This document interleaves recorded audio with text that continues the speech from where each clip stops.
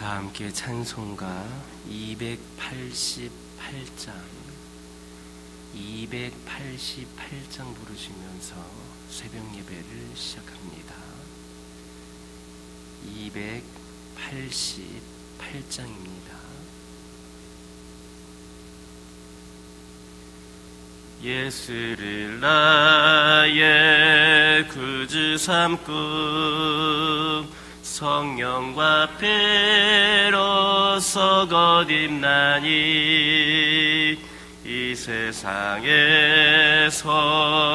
내 영혼이 하늘의 영광 누리도다. 이것이 나의 간증이유, 이것이 나의 찬송일세. 나 사는 동안 끊임없이 구주를 찬송하리로다. 온전히 주께 맡긴 내 영, 사랑의 음성을 듣는 중에 천사들과 함께하는 것과 하늘의 영광 보리로다.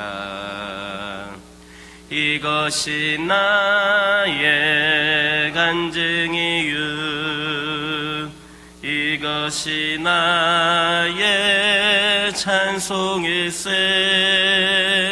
나 사는 동안 끊임없이 구주를 찬송하리로다. 주 안에 기쁨 누림으로 마음의 풍랑이 잔잔하니 세상과 나는 간 곳 없고 구속한 주만 보이도다. 이것이 나의 간증이유, 이것이 나의 찬송일세. 나 사는 동안 끊임없이 구주를 찬송. 1절만 다시 찬양합니다. 예수를 나의 구주 삼고 성령과 피로써 거듭나니 이 세상에서 내 영혼이 하늘의 영광 보리. 이것이 나의 간증이유, 이것이 나의 찬송일세. 나 사는 동안 끊임없이 구주를 찬송하리로다.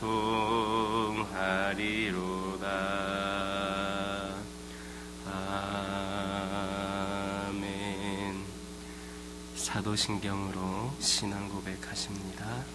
전능하사 천지를 만드신 하나님 아버지를 내가 믿사오며 그 외아들 우리 주 예수 그리스도를 믿사오니 이는 성령으로 잉태하사 동정녀 마리아에게 낳으시고 본디오 빌라도에게 고난을 받으사 십자가에 못 박혀 죽으시고 장사한 지 사흘 만에 죽은 자 가운데서 다시 살아나시며 하늘에 오르사 전능하신 하나님 우편에 앉아 계시다가 저리로서 산자와 죽은 자를 심판하러 오시리라.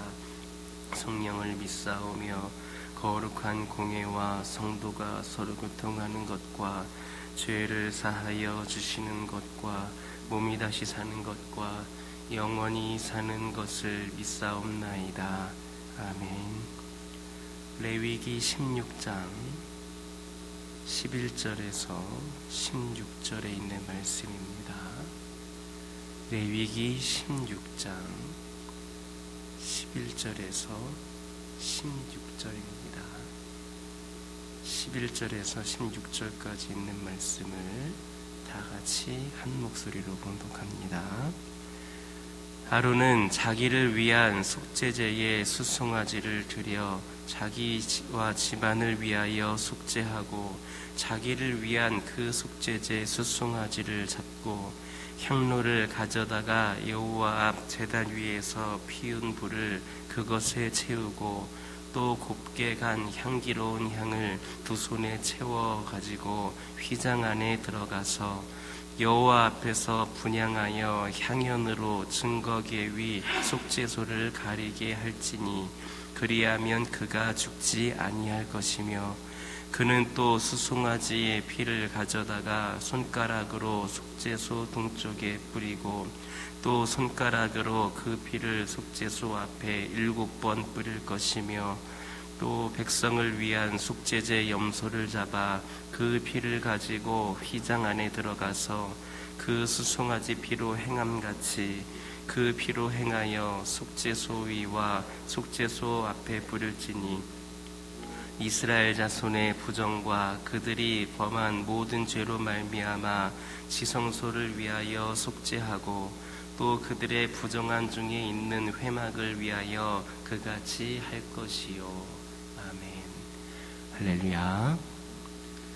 오늘부터 다음 시간까지 살펴보게 될 본문은 대속죄일 제사 관련 규례를 기록하고 있는 16장의 두 번째 단락으로 대속죄일 속죄제사의 진행 과정에 대해서 다루고 있습니다.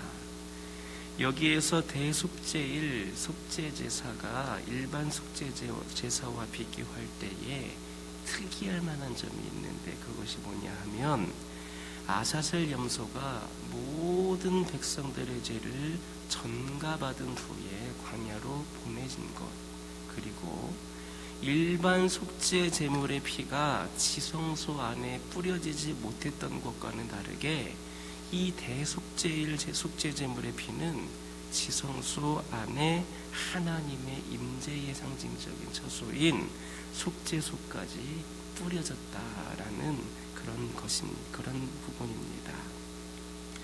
이것은 예수 그리스도께서 어린 양으로서 인류의 죄짐을 짊어지고 형벌을 받으신 것, 또 흠없는 속죄제물이 되어서 하나님께 나아가 온 인류의 죄를 속죄하실 것을 예표하는 그런 부분입니다. 그런 의미에서 대속죄일 규례는 그리스도의 구속사역을 가장 확연하게 보여주는 그런 모형론적 의식법이다, 이렇게 말할 수 있겠습니다.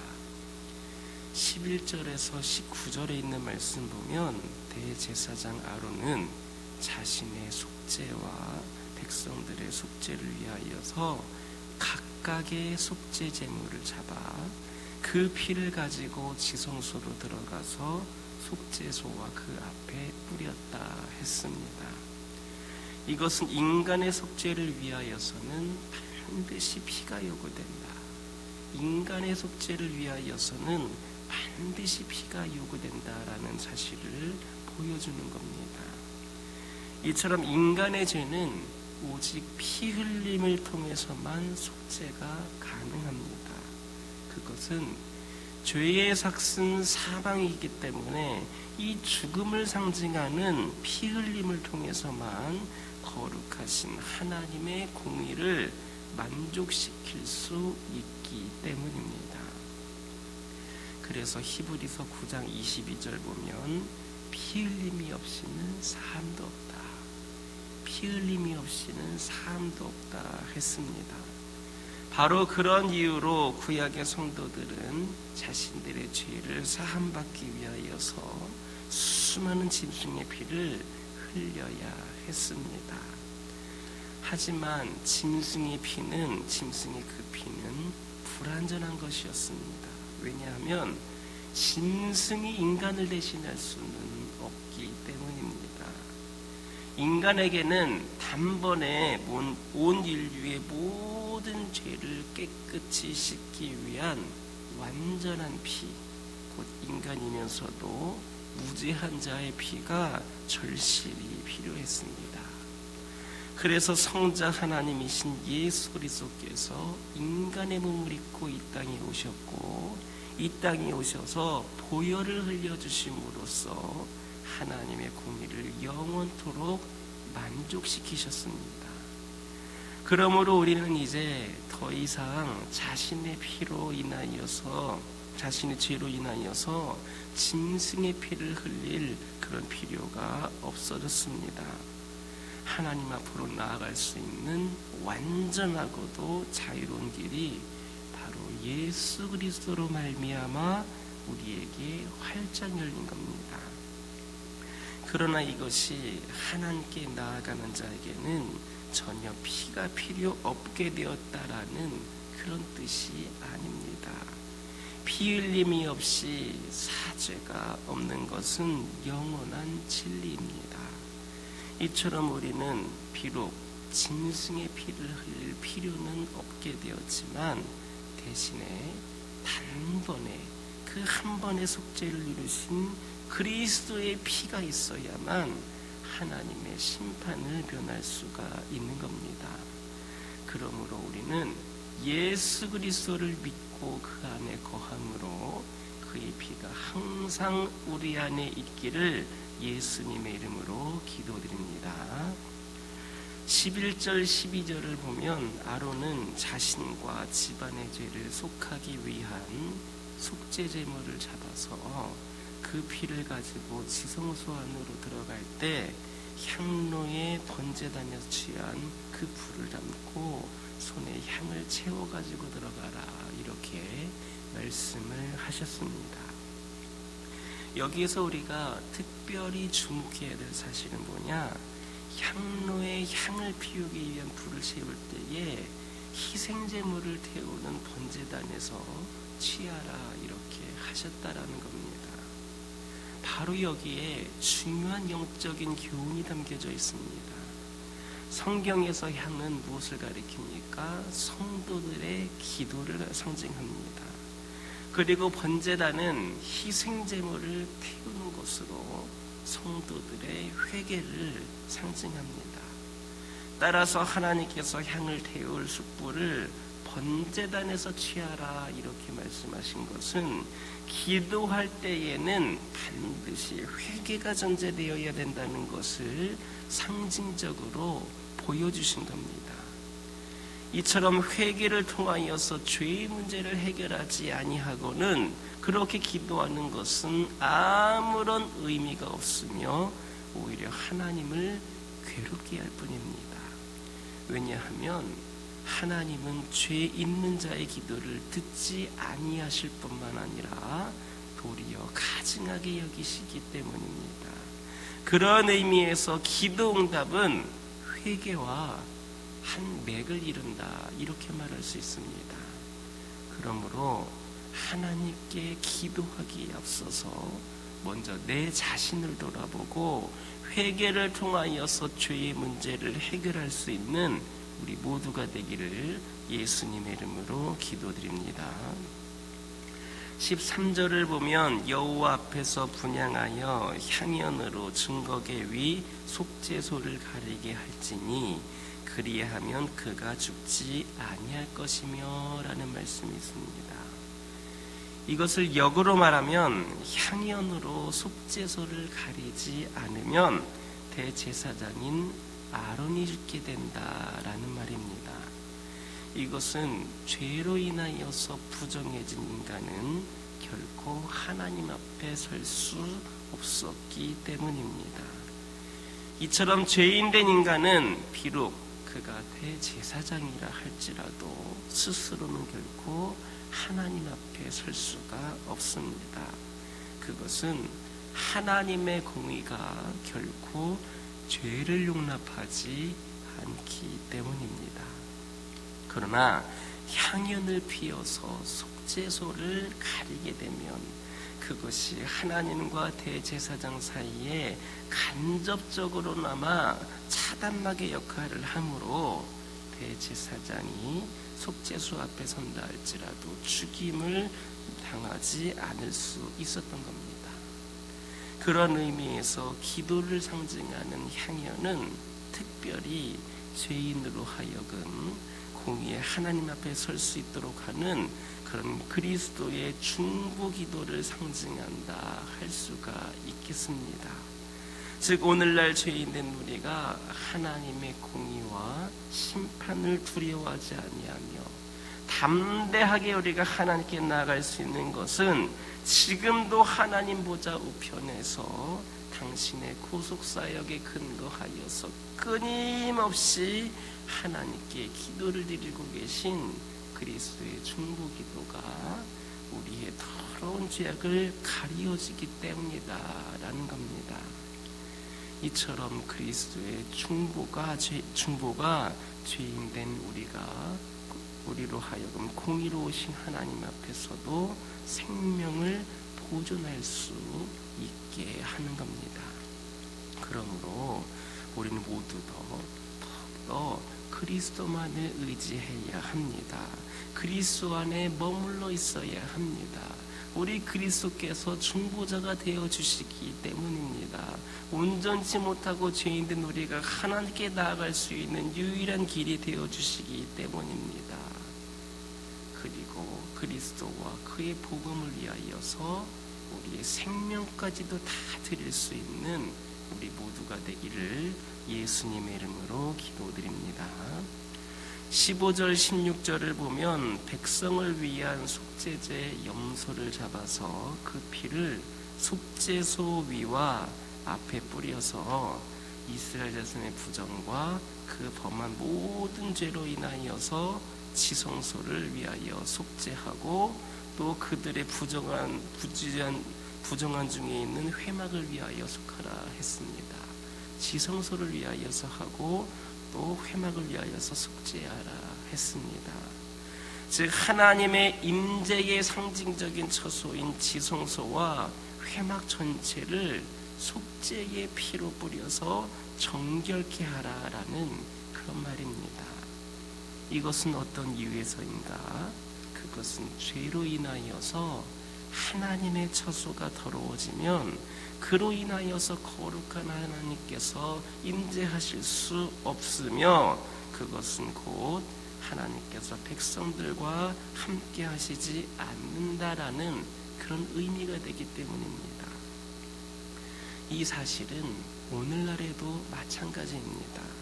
오늘날에도 하나님의 처소가 더러워지면 하나님께서는 그곳에 임재하시지 않습니다. 그러므로 우리는 하나님의 임재의 처소를 정결케 하여서 하나님께서 우리 가운데 임하시는 데에 문제가 없도록 해야 합니다. 문제가 없도록 우리가 해야 합니다.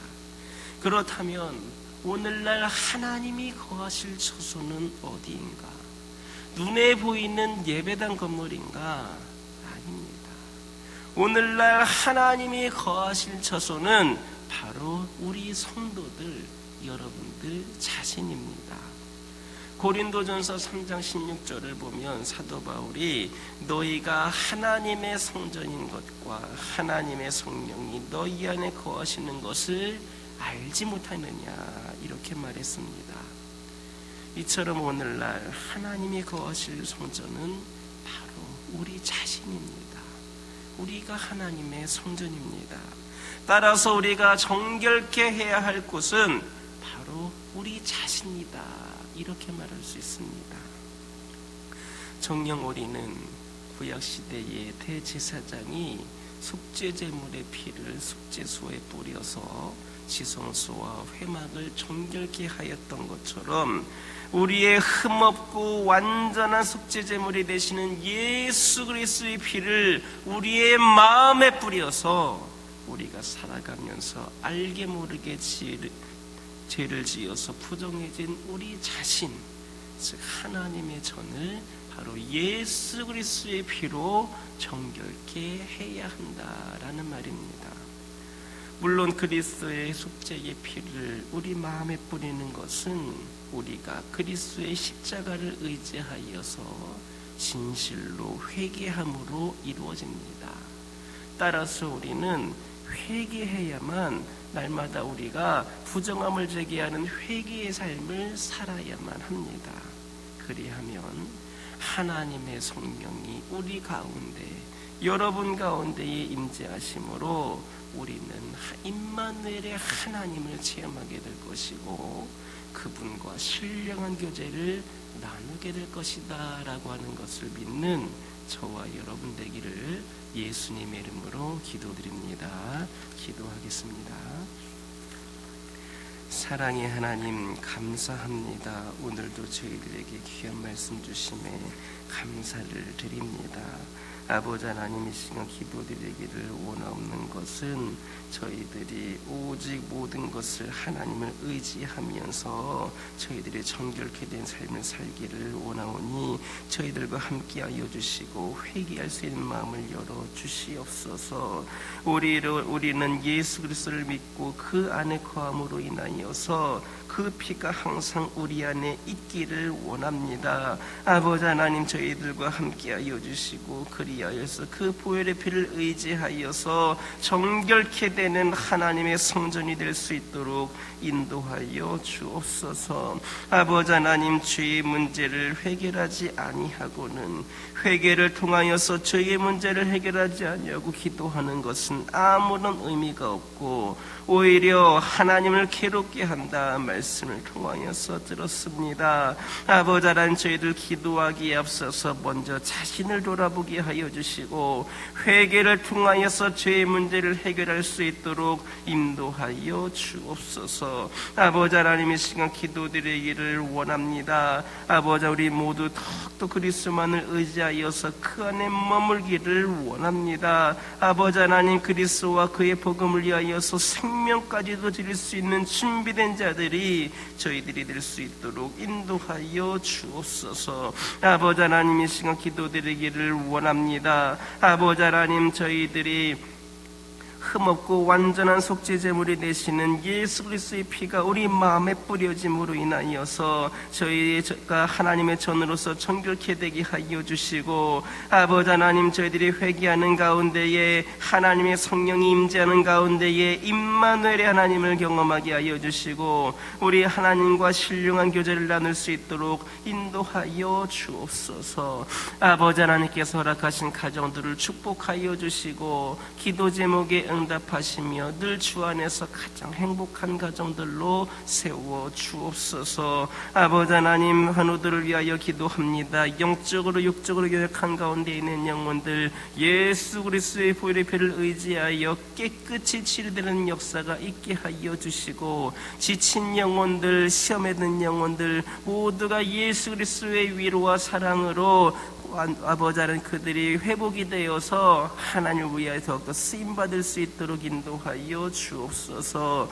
아버지 하나님, 교회를 위하여 기도하기를 원합니다. 아버지 하나님, 모시기에 부족함이 없는 재단 되게 하여 주시고 하나님의 뜻을 받들어 순종하며 결단하며 나아가는 교회, 아버지 하나님, 부흥의 역사를 써가는 교회가 되게 하여 주옵소서. 수많은 사명 감당하기에 부족함이 없게 하여 주시고 이 지역과 이 나라와 이 민족과 이 세계를 위하여서 하나님께서 마음껏 사용하시는 귀하고 복된 재단 되게 하여 주시고 아버지 하나님, 그동안 떠나있던 성도들, 새신자들, 장기 결석자들 아버지 모두가 몰려 나와 함께 예배할 수 있는 은혜장이 이 재단을 통하여서 펼쳐지게 하여 주옵소서. 아버지 하나님, 기도드리기를 원합니다. 저희들이 주님께 받은 은혜와 사랑으로 아버지 마음껏 섬기고 나눌 수 있는 저희 모두가 되기를 원합니다. 아버지 아버지 소외된 영혼들이 있습니까? 이웃들이 있습니까? 그들의 고통을 싸매어 주게 하여 주시고 그들의 필요를 공급하여 주는 이 교회 우리 성도들 되기를 원합니다.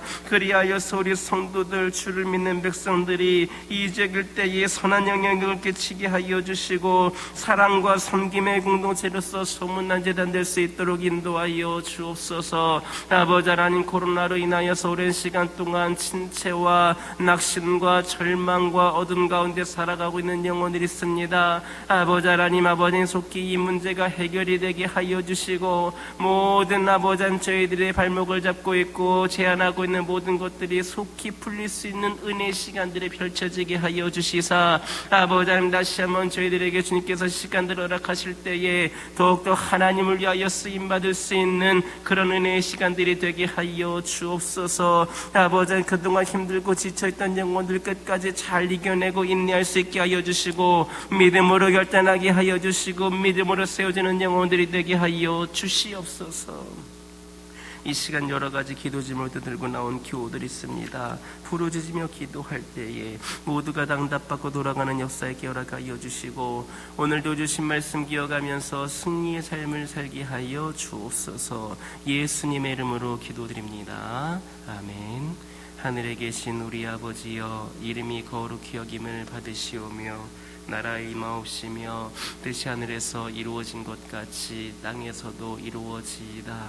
오늘날 우리에게 일용할 양식을 주옵시고 우리가 우리에게 죄 지은 자를 사하여 준 것 같이 우리의 죄를 사하여 주옵시고 우리를 시험에 들게 하지 마옵시고 다만 악에서 구하옵소서.